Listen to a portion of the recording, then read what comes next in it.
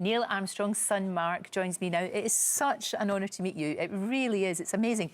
Does the documentary do your dad justice? Absolutely. Yeah, It really sets the record straight on his personality traits and, you know, and his sense of humour and all these things that I think were largely misunderstood. So the footage is just incredible, absolutely incredible.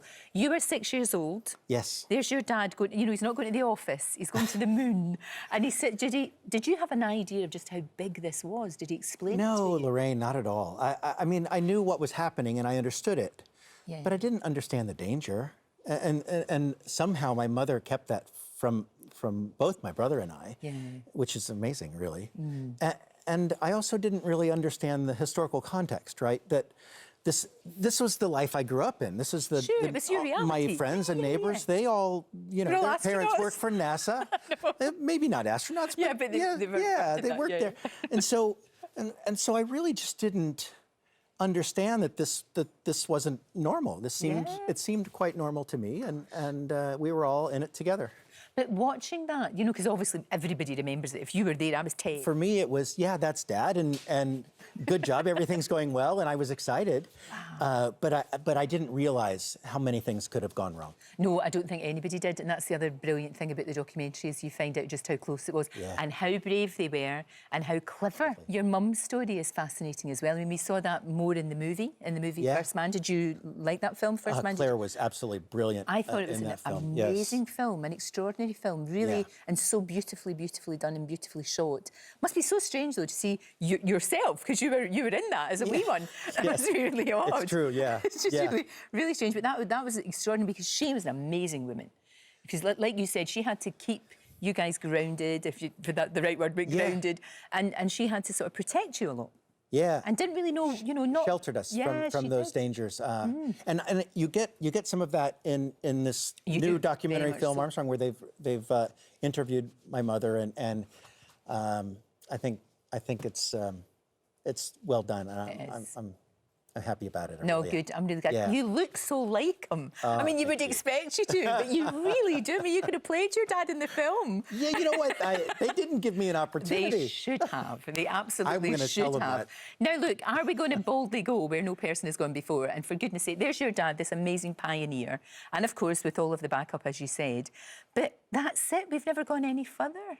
And it's so sad. I think it's I think it's time, and the plans on the books now. I think for the first time, of really going back to the moon, sending the first woman to the moon, and learning how to mine for water and how to live and breathe and work there. And I think if we're going to go to Mars or we're going to go anywhere else, we need a place to practice. And the moon is the closest place, for us to do that. So I think it makes a lot of sense, and I think it will reinvigorate us very much and sort of ignite the imaginations of our young people, I'm looking forward to that. Absolutely. That's a fun thing to see. Absolutely. I just love the fact that when you're at school, you know how you have bragging rights, like my dad's can fight your dad, or my dad's better than your dad, my dad's got a more interesting job, and you can just say, my dad was the I first never man did. No, you didn't, you see. No, in fact, I would have been, that was against the grain. It just wouldn't have happened. Oh, yeah, I think there's something very endearing about that, about the Armstrongs, because obviously there's a big Scottish connection with the Armstrongs, because he went back to Scotland, didn't he, your dad? Yeah, in '72. That's yeah, right, he went back, and the Armstrongs were border reavers, really. So they caused a bit of trouble, and I think when he arrived there in Scotland, and he gave a little speech, and he said that he's confident that the Armstrongs have largely been misunderstood, and things like that. It's great. He had a good sense of humour. He really did. Really did. I think he was reluctantly famous, yes, but he did it with such dignity.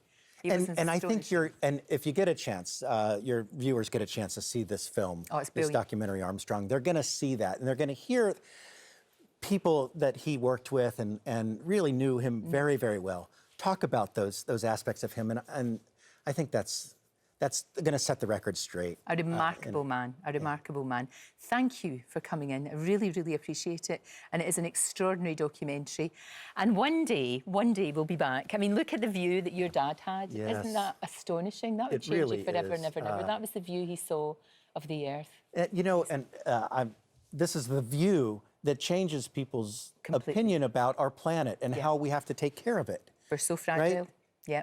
And we need more people to experience this so that we do a better job.